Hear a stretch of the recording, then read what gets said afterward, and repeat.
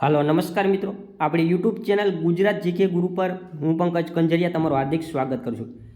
મિત્રો, આ તારીખ 18/4/2024ના રોજ CCEની એક્ઝામ લેવામાં આવી ઓનલાઈન માધ્યમ દ્વારા.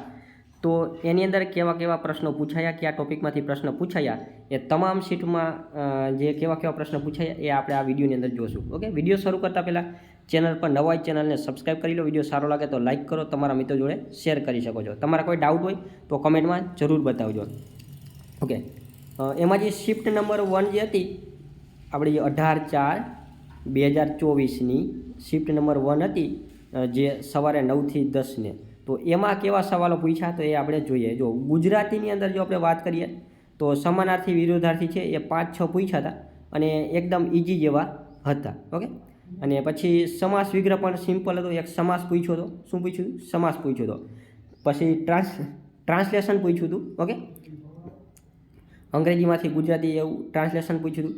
15માંથી 15 આવડે એવા ક્વેશ્ચનો હતા ગુજરાતીની અંદર. પછી ઇંગ્લિશ છે એ પણ ઇંગ્લિશ પાર્ટ પણ મોડરેટ હતો એવું કહેવામાં આવે છે. ઓકે, સિનોમી એન્ટોનોમી 5 જેવા હતા, મતલબ કે સમાનાર્થી વિરોધાર્થી અંગ્રેજીના એ 5 જેવા હતા. 4 ક્વેશ્ચન છે એ ઇન્ફોર્મેશન બેઝ ક્વેશ્ચન હતા. ઓકે, અમુક ફકરામાંથી અને અમુક ખાલી જગ્યા એવા સિક્વન્સની વગેરે.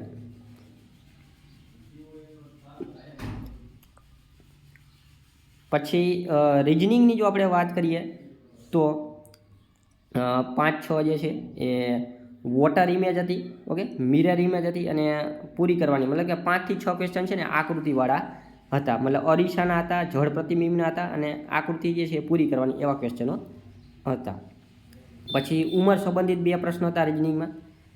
3 ક્વેશ્ચન છે ને એ કોડિંગ ડીકોડિંગના હતા. ઓકે, અને 4 જેવા ગણિતના સવાલ હતા. એટલે આમ જોવા જઈએ તો 30 થી 35 ક્વેશ્ચન છે રિઝનિંગ માટે એમ થાય એવા હતા. અને મેથ્સ છે ને એ પણ મોડરેટ હતું. એમાં સિમ્પ્લિફિકેશન હતું. ઓકે, નંબર સિરીઝ હતી, એડિશન અને સબટ્રેક્શનના. ઓકે, પ્લસ અને માઇનસની સિરીઝ હતી. ઓકે, ઇઝી હતી, 4 જેટલી છે કદાચ.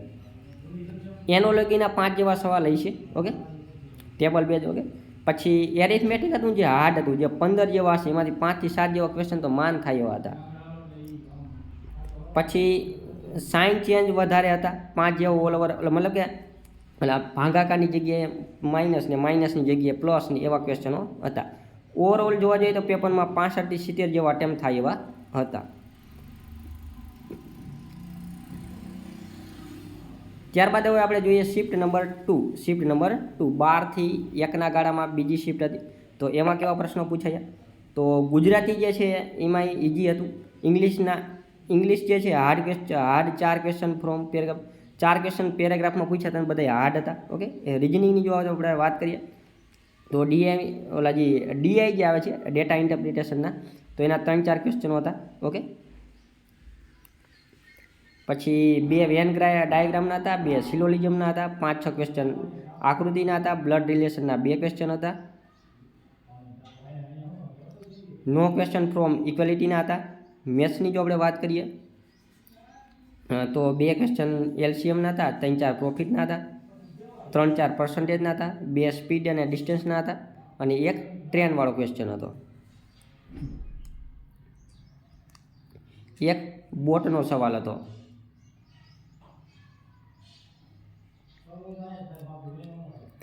ગુજરાતીમાં ગણેશની સંધિ છૂટી પાડો એવો કંઈક ક્વેશ્ચન હતો. નિયમિતનું વિરોધી હતું. જાહેર સમાજ કે પ્રસંગ સેવા આપતો વ્યક્તિ શબ્દ સમૂહ માટે 1 શબ્દ આપો એવો ક્વેશ્ચન એક હતો.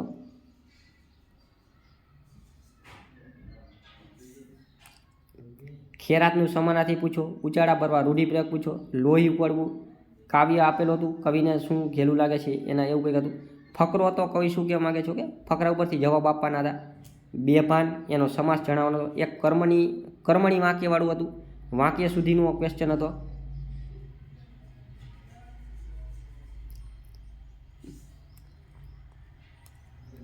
Shift number 3. ઓકે, બપોરે 3 થી 4ના ગાળામાં જે ત્રીજી શિફ્ટ હતી તો એમાં કેવા ક્વેશ્ચનો પૂછાય એ આપણે જોઈ લઈએ. ઓકે, તો આમાં ઇંગ્લિશની જો આપણે વાત કરીએ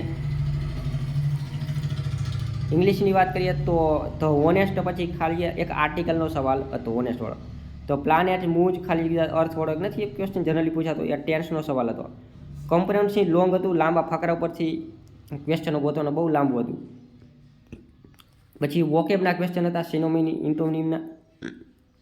ગુજરાતી જે છે ને એ બહુ ઇઝી હતું, મીડિયમ હતું. નગર યાત્રાનો વિગ્રહ કરવાનો હતો, સમાસનો. વાક્ય સુધીવાળું એક ક્વેશ્ચન હતો. ટ્રાન્સલેશન લાંબુ હતું અને ગુજરાતી ટુ ઇંગ્લિશ કરવાનું હતું. એક નાનું હતું English two Gujarati, okay, 2 question translation હતા. પછી ગુલનો સમાનાર્થી, ઓકે, એવું કંઈક હતું. કોનેથી હાથ સુધીનો ભાગ શબ્દ સમૂહ માટે એક શબ્દ આપો, એવું કંઈક હતું. રિઝનિંગ બહુ ઇઝી હતું.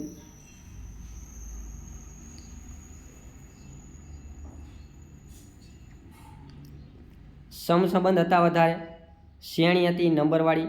આકૃતિ તો વોટર ઇમેજના 2 ક્વેશ્ચન, આલ્ફાબેટ અને આકૃતિવાળા. Mirror ઇમેજના, okay. લોહીના સંબંધો હતા 2-3 સમથિંગવાળા. ડેટા સફિશિયન્સી 2 જેવા ક્વેશ્ચન હતા. સિલોલિઝમ 1 હતો. ઇનક્વેલિટીના ક્વેશ્ચનો હતા, ઓકે. મેથ્સ હાર્ડ હતું, બહુ ટાઈમ માગી લેવા હતા. એટલે ઓલ ઓવર જઈને તો આમાં 55 થી 60 જેવા ટીક તો માન થાય એવા હતા, ઓકે. એટલે આવી તમામ સીટની અંદર આવા ક્વેશ્ચનો પૂછાય છે, ઓકે. મતલબ કે આપણે 4 સબ્જેક્ટ છે આવનારી શિફ્ટમાં, જેની એક્ઝામ છે એને આ વિડીયો ખાસ ઉપયોગી થશે. ગુજરાતી, અંગ્રેજી, ઓકે. આ 15 માર્કનું એટલે ટોટલ 30 માર્કનું થાય. રિઝનિંગ જે છે, રિઝનિંગ, ઓકે, એ 40 માર્કનું આવે ને મેથ્સ જે છે એ 30 માર્કનું આવે, ઓકે. મેથ્સ જે છે એ 30 માર્કનું આવે. 30 ને 30 60, 60 ને 40 100 માર્કનું થાય, ઓકે. ટોટલ 100 માર્કનું આ પેપર છે, ઓકે. મારા ખ્યાલથી આમાં તમારે સૌપ્રથમ ગુજરાતી જે છે એ અટેમ્પ કરવું જોઈએ, ઓકે, ગુજરાતી. પછી અંગ્રેજીમાં 15 ક્વેશ્ચનો છે, એમાં ફકરા ઉપરથી જવાબો પણ એ બહુ હાર્ડ આવે છે, એટલે એને તમારે શરૂઆતમાં છોડી જ દો. આમાંથી શરૂઆતના 5-6 જે ઇઝી ક્વેશ્ચનો હોય એની શરૂઆતમાં તમે કરી નાખો, બાકી એને સ્કીપ કરી દો. પછી ડાયરેક્ટ સીધું તમે રિઝનિંગ સ્ટાર્ટ કરી દો. રિઝનિંગમાં તમને 25-30 જેટલા ક્વેશ્ચન સારા ઇઝી જે છે એ તમે ઝડપથી કરી નાખો, ઓકે. ત્યારબાદ તમારે ટાઈમ વધે તો મેથ્સ કરવાનું છે. આ સિરીઝ ઓલામાં જે પ્રેફરન્સમાં તમે કરશો પેપર તો તમને પૂરું કરવું ઇઝી રહેશે, ઓકે. બાકી થોડોક બહુ ટાઈમ માગી લે છે. મેથ્સ રિઝનિંગ છે બહુ લાંબુ પૂછે છે. મેથ્સ રિઝનિંગ છે એ બહુ લાંબુ પૂછે છે આવડા લોકો, એટલે એ ખાસ તમારે ધ્યાન રાખવું પડે એવું છે, ઓકે. આપ લોકોએ જે એક્ઝામ આપી એમાં તમને કેવા ક્વેશ્ચનો પૂછાયા છે તો એ કોમેન્ટની અંદર જરૂર બતાવજો, જેથી કરીને આવનારા સમયની અંદર જે લોકોને બીજી શિફ્ટમાં પરીક્ષાઓ છે આવનારી તમામ શિફ્ટમાં, તો એને પણ આ વિડીયો જે છે એ ખૂબ ઉપયોગી બની રહે, ઓકે. Thank you.